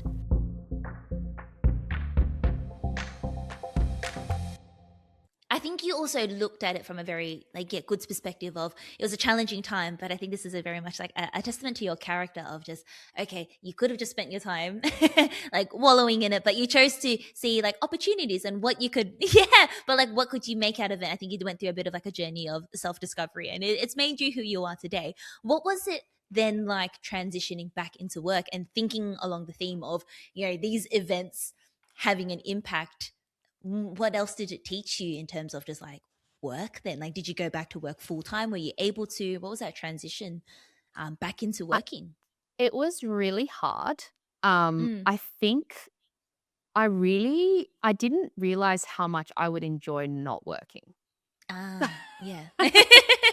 Wow. That sounds so funny to say, doesn't it? But Yeah. I mentally enjoyed not working, but I was physically in pain. So it was a really mixed experience. I couldn't actually, it's not like a gap year, I couldn't just go and do what I wanted to do. It's not like I was healthy in the sense that I could just go and, I don't know, go on a trip, go overseas, sit on a plane for 20 hours, go to Europe. It wasn't that kind of experience. And so it was really kind of a conflicted feeling where I was like, I was starting to pursue some non-clinical things and I was like, do I want to do clinical still? Um, and I was lucky enough to be in such a supportive work environment where I could ease back in. So I did about a day or two, essentially a week to start with, and with very light procedures. So when I say No more light, I mean, extractions. yeah, no exos, no long procedures, no crowns, no nothing that would require me to spend a long time in chair. Um, and I really eased back into it, and it was really hard to start with because I just mentally was so traumatized thinking Over that it it. would happen again. Oh, okay. Yeah. Yeah, so the funny thing was when I went back, I lost a lot of clinical confidence because I was just like, I haven't done it in a while. But as I said to you earlier in the episode, talking about muscle memory, it came back so quick. Like 4 months out, and you would think that I'd be like, what's a handpiece? But as soon as I picked it up, I was like, oh, like this feels really natural. I know what I'm doing. Like there was no, I didn't miss a beat. But what I think I want to reflect on is we talked about mindset earlier. I didn't I didn't break a tooth and couldn't get it out. I didn't push a root into a sinus or anything. What happened to me was essentially an injury and it put me off the extractions for so long. Like, and this is coming from someone who did a lot working in public dentistry. I really enjoyed surgical dentistry. I thought I wanted to be a perio one day at some point. I thought I wanted to do implants. I wanted to do all this surgical work. I was really into it. And that veered me off it completely. I lost a lot of confidence and not because of my skill, but for fear that I would hurt myself again when I was completely Yeah. healed. It was all mental and it was a real struggle in that sense because like I'm all clear. I have nothing wrong with me. It was essentially ended up being a strain that had nothing really at the end of it. I healed well. I did Pilates, did some physio. Yeah, and then, it was all ended up clinically being fine on the radiographs, but mentally it took me almost a year to get Mm, back to feeling where you comfortable were? doing surgical extractions. Yeah. And I Mm, used to like it. How crazy is yeah. that? Yeah. And every time I did something that took a bit longer, I would be like, "Oh, you know, is it back?" And sometimes you get niggles, right? And it means nothing. But I'd be like, "Oh, did I do something?" And so that really broke my confidence. And it was crazy how that's why I was saying mentally, it's crazy how much that changed. And so I kind of strayed far further away and I felt my clinical skill development really kind of plateaued. Plateau a little. Yeah. Because Because you if you weren't think as about it, right? ready to just jump in Correct. and And send it, if you right? also Yeah. think about it, more complex procedures tend to be longer appointments, don't they?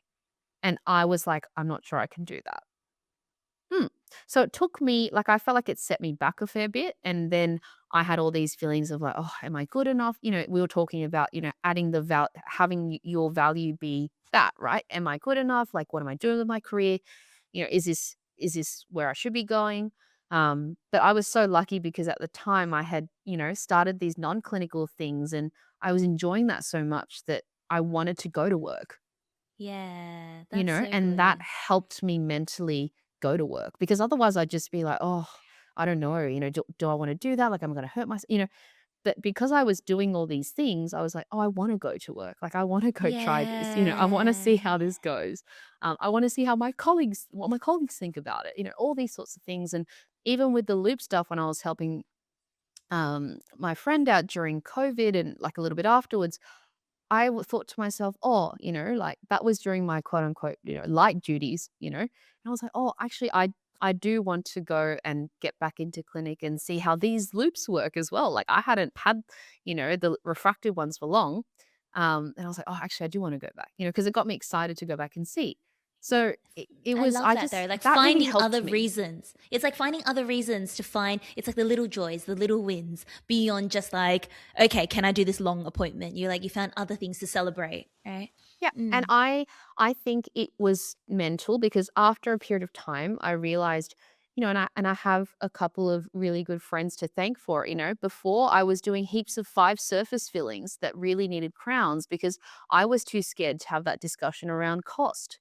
And one of my really good friends now, Jamie, ended up saying to me, like, "Kath, what are you doing? That's not helpful to you or your back. It's not helpful to the patient either.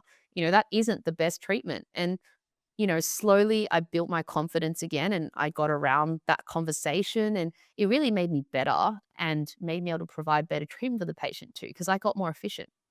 That's the silver lining, isn't it? There were times where I was just, faffing about, and the appointments was taking a really long time, but I ended up getting more efficient because I had to be. So mentally, I was like, I don't want to go for too long, because I just don't know.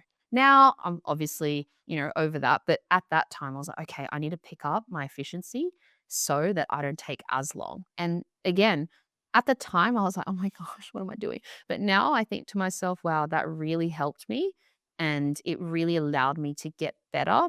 But if you asked me back then, I would have just been doom and gloom. It would have just been, complete doom. Like, everything sucks, I love how we just keep like coming back to the same ideas there, the same themes, the concept Yeah, of like it's mindset absolutely. shift, right? It's celebrating the small wins. It's taking things bit by bit. It's the way that you see it. I'm glad that you're asking me this in 2026 again. If we spoke in 2021, whenever it Probably was, thought I'd differently. be like, sadness. Don't ask me. Yeah. Yeah, but it's really interesting. I don't think you've shared with me before, that headspace that you were at, that scariness of it. And I'm just like, that's something that probably like it would go unseen. Like people wouldn't realize that, oh, you just had a back injury, you're fine now, but not understanding actually the ongoing mental impact that it has on you. I had a patient that like shared with me about how yeah, she was diagnosed with breast cancer, and she was sharing with me a journey with it. I was just like, how did you go? She's like, and she's such an optimistic person. Like, incredible. But she was saying to me how she's like, I'm like, what? She's like, there's someone who's battled with just anxiety and depression and just mental health issues for the longest time. She's just like, something like this, which is like a physical injury or physical diagnosis that can be treated, that is curable, that is tangible. it's a walk in a park compared to something that is invisible, that other people can't see, that is just, it's that mental barrier and that mental challenge that it's not like it just goes away, right? And I think that's the unspoken side of it. And I was really glad that you shared, it's just beyond just a physical back injury, it was the ongoing effects that it had on your confidence. And It's a yeah, lot of that, and I think actually a lot of clinicians have, like, reach mental blocks. It happens a lot. People really struggle, sometimes, because this is a really stressful and demanding profession, right? You are taking on a lot of people's stress every day. People are throwing that at you, you're absorbing it. You can't throw it back, obviously, so you're absorbing it. yeah. You'll be like, "Oh, no thanks," like, you Mm. absorb it, and then, Mm. and I've said this to my friends who aren't in dental, right? I have to look on, All smile time. all the time. There is never a moment where I can, apart from lunch, apart from after work. And I can see how that can build up for people, and why, you need to have these breaks. You need to celebrate those small wins. You need to have that supportive network, whatever that looks like to you, that community, and really have some time to decompress. Like, it is so important, because, yeah, it's just stress is being thrown at you all the time. And like I said Yeah. to you, I can't bounce it back. You like, no can't. thanks. Just bite your tongue. Bite your tongue. Yeah, so that's the hard truth, right? Like, it's not easy. This is not meant to be easy. If it was easy, like the Anyone could presenter do that you were speaking about, yeah, anyone would be able to do it. But we're in a hard profession. Should be grateful that we're in it. But also, it's hard, it's stressful, and it's not meant to be easy. Yeah, but we can do it. We can do hard things. We can.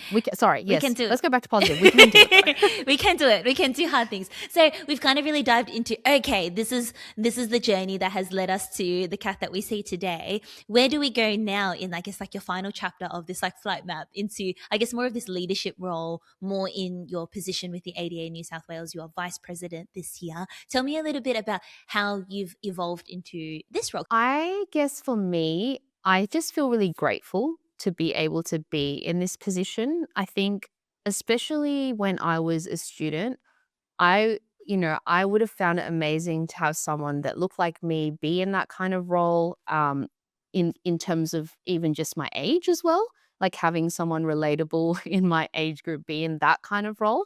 But it's certainly not something that I had mapped out at all. I got involved as a student, and then I got involved as a recent grad. And I guess my purpose for getting involved has always remained the same.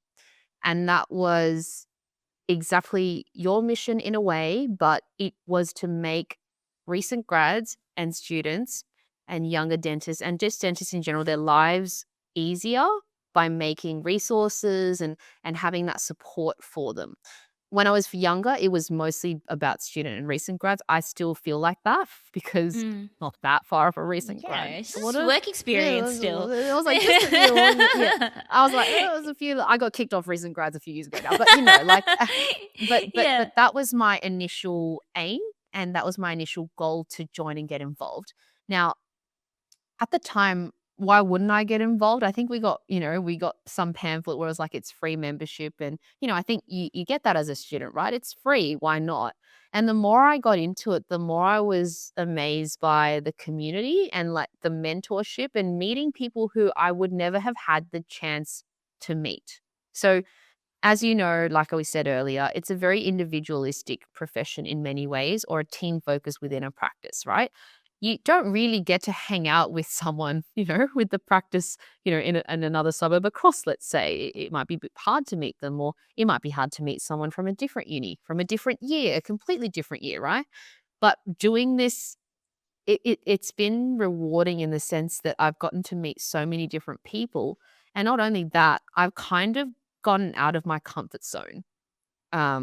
It's funny you say leadership, right? I almost see it less like leadership. I know it's quite funny to say that when it's called a leadership position, but I almost see it as just trying to help all the dentists that I wanted to help to begin with, right? So I don't see myself necessarily as a leader, but I see myself as that support. What I mean by support is the sense that someone knows that they can come to me, and me being more public facing, let's say, and having that quote unquote leadership role allows me to be more accessible. And it's so interesting when I look at clinical dentistry, it's very one-to-one, right? But in doing this role, I feel very one-to-many. And that kind of impact has felt really fulfilling. And a lot of it is that the association has always helped me when I was, a student or a younger grad, when I was in trouble or where I felt like I needed answers. Like, it's just that support network to just call someone. Sometimes, your principal isn't that person. Sometimes you just want to call another dentist. And that was always there for me. So I always felt supported. And then I also managed to get a mentor because they have a mentorship program. And that really helped me as well. And it wasn't someone that I worked with, right? And that was important to me because then I could discuss work things with someone who doesn't work unbiased with me. Exactly. And not someone who's my friend. Yes. Who will just be like, yeah, it's, you're not the problem. It's them, or whatever it is. But someone who was really objective and someone who'd, been there before and could tell me all the things, but was kind of a stranger at the time, right? But could be that mentor to me. And it was very structured. So I guess I'd always had these great experiences and had that support that I wanted to create more for younger dentists and make it more relevant as well. So it's one of those things where I see that shift. There are lots of different communities that are available to different groups of people. For example, with your audience is, a bit younger, and then there are other communities like safer practice owners and all those sorts of things. I don't think there's a place for everybody where everybody's welcome, that they feel that way. And I don't think there should be necessarily. But to me, this is as close as it gets where, it's a professional body that helps you and is with you. So for me, that's why I wanted to do it, because I wanted to help create those resources and have that voice and that impact. Because I think although now it's a bit younger, it used to be a lot older, right? So the more that people like us, let's say you or people in your audience get involved, you create the change you want to see, right? And that's the biggest thing. You have created a change you want to see, and that voice, despite it being, people, oh, it's a comedian, or it actually helps, because some of our greatest ideas have come from a grad. We run a Botox course now because someone really wanted to do that, and that was voiced on a committee. And so we made that happen. Or a grad said, want to have a social event for this, and that was voiced, and that was, that happened. But if that person was never there, it would never happen. Same with you. If your listeners say, hey, Erica, actually, I really want to listen to this. Well, if they never vocalized that or were never engaged, that change wouldn't happen. So I think it's so important for us as a community, us as a profession, to really get behind that, because realistically, right, it is your professional body. And if you want to see things change within your profession, you have to be involved in some way. Certainly, I'm not promoting like, go and do all these things, don't you don't have to go crazy, but even, being engaged, that's huge. And I think that's how I did it, or I got involved. It was like saying yes to this, or I rocked up at an event because I was like, oh, I wish there was more of this, or hey guys, like I want a recent grad program, and people were like, oh, okay, like what do you think Yeah. about that, And so I would Yeah. say this, and then they'd be like, okay, Mm-mm. like we'll consider it. So and I got kind of, swept up in that, and it's just been really helpful in terms of my confidence as well, and given me lots of opportunities to, I guess, like you, present and talk, and also represent people. And also, I think now it's really weird, right? We were talking about, being a tutor and whatnot, being kind Being of the other like that side.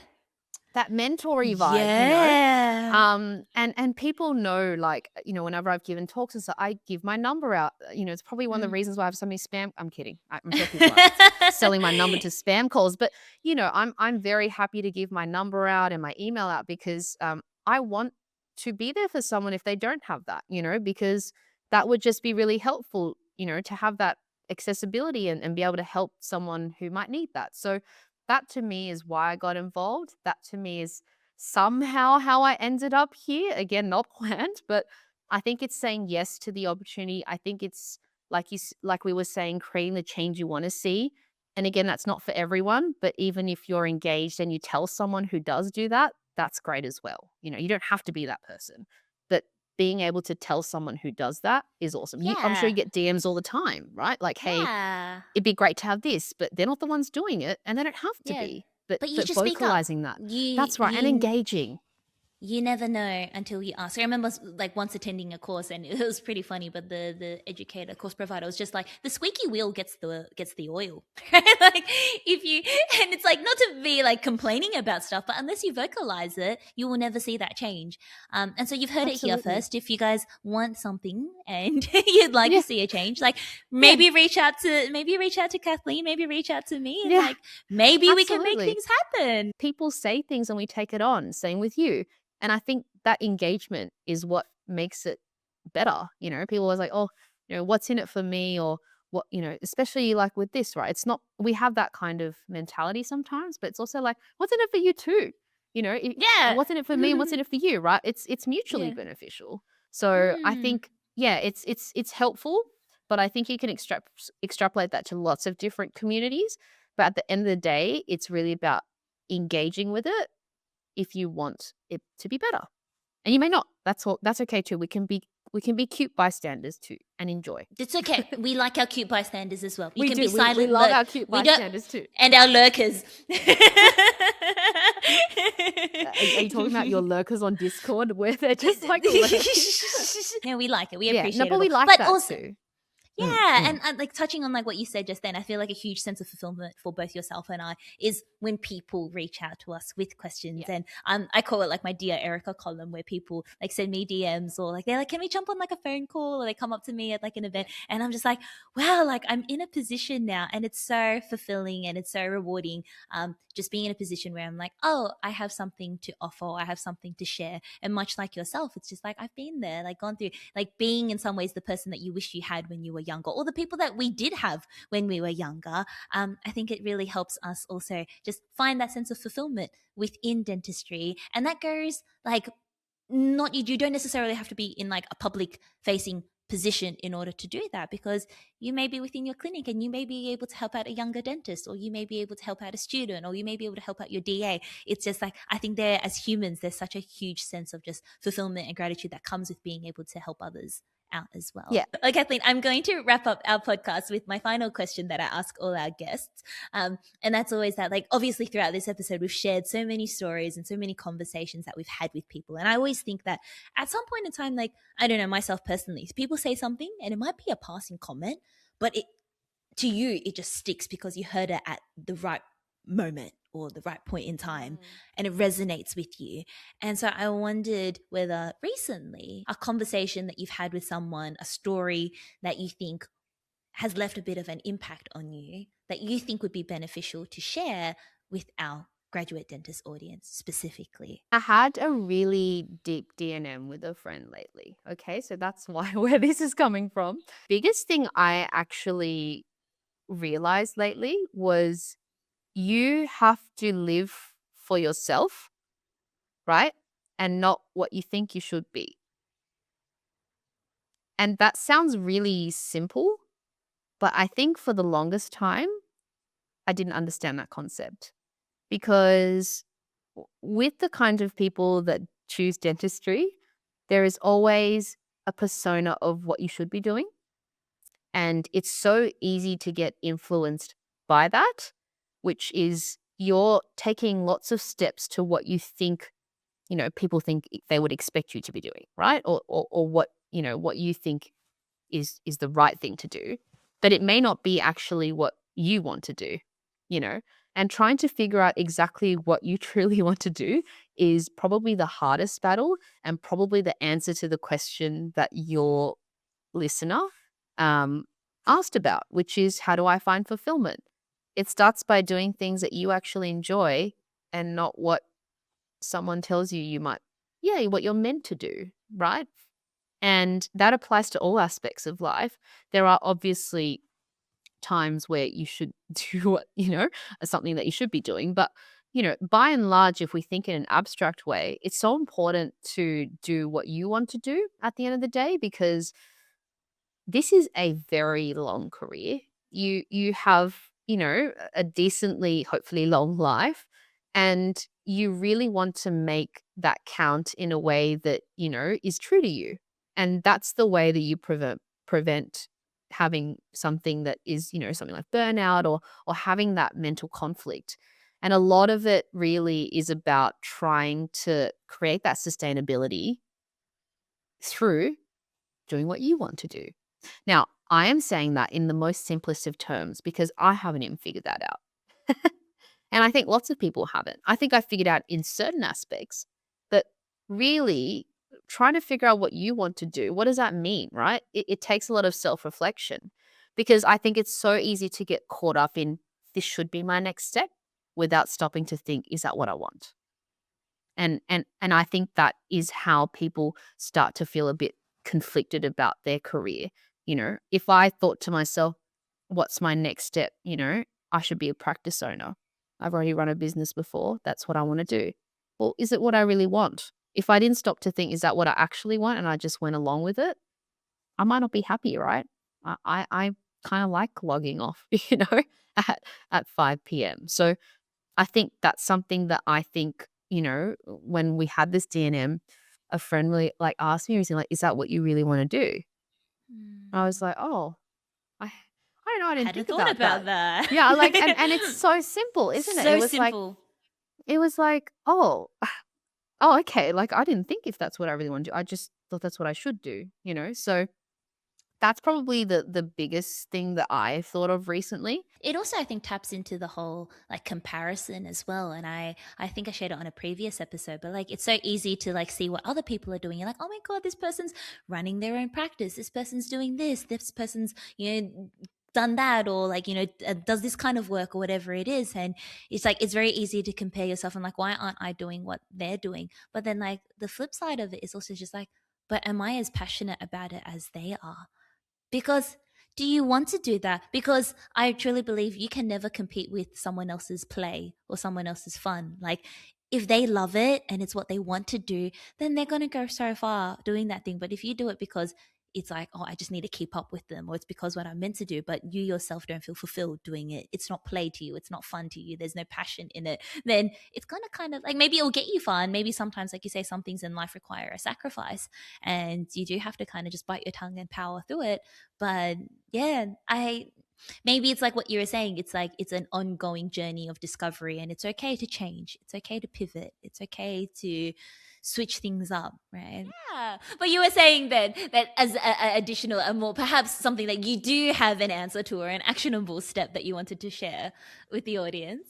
I recently have made a very concerted effort to get my steps up. Oh, okay. And this kind of relates to what we were speaking about earlier about celebrating small wins, but it's not very profound. I have just decided that walking outside for like 30 minutes makes me feel better. Yeah. So if any time that you feel really stressed, put your AirPods in, listen to the Graduate Dentist. Maybe not this episode because it's too. No, I'm not kidding. I'm kidding. You'll be walking for 2 hours. Yeah, I was like, listen to the Graduate Dentist and just walk outside. I actually realized that we don't. We've been walk so enough. important. We do not walk enough. We don't walk enough. And I because I've been tracking my steps more, I didn't realize that I was walking like nothing every day. Yeah, like 300 steps. Home. Yeah. Like from my clinic to the waiting room, like the clinic room to the waiting room. And I would feel so gluggy, I would just like literally sit there and be like, I'd come home.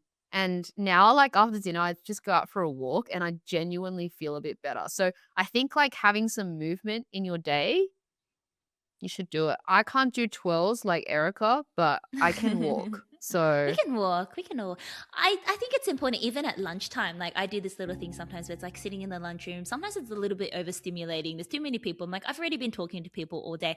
And so like, I'll just go outside and like, maybe it's going for a walk to go get a coffee, or maybe it's like a walk to my car. Sit in my car for a little bit. It seems so silly, but like we've got 2 bathrooms in one of our clinics. There's one that's like just around the corner, but then there's one on the other side of the shopping center. I'm like, you know what? I'm going to use the one on the other side of the shopping center just to get like a few more steps in. And I think it's really good for just like mental clarity of just being able to process things. It's just movement. So I think that's a really good actionable step. I really think so. And I used to make such a big goal. Deal. Like I'm going to get like super fit. I'm going to do 10,000. And you know what? Yeah. And it comes back to our little steps, and the little wins. And 1,000 is better than 300. Yeah. Look, that is exactly what happened the other day. I had 300 steps. I walked out and it was like 2,500 and I was like, this is my small win. It's not many, but it's better than 200 steps, Absolutely. And we're going to celebrate that because that's how you build confidence and that's how we build good habits. And then you look at this in a year's time and she's going to be running marathons. Exactly. Oh my goodness, Kath, thank you so much for joining me on this episode. We could probably talk for another 2 hours, but we do need to put a pin on it. But it's always so fun. And I said it from the very beginning that this was just going to be a fun, lighthearted episode. I knew that just the way that we are, our energies, we just vibe. It's always an enjoyable conversation with you. And so I hope our listeners also enjoy the unfilteredness of our chat this today. Chaos. Yeah. Slightly chaotic. Yeah. Slightly chaotic. That's how we like it. And thank you guys so much for tuning in to another episode of the Graduate Dentist Podcast. I really hope you've taken something valuable away from this episode and that you feel heard, you feel seen, inspired, and optimistic about our journey as graduate dentists. As I always say, we're in it together, so let's spread the word, let's share the love, send this to your friends, your colleagues, and those who are on a similar path who you feel may benefit from being part of the community. I'd love to hear your thoughts, so send me a message, and we'll see you again in 2 weeks' time for another episode.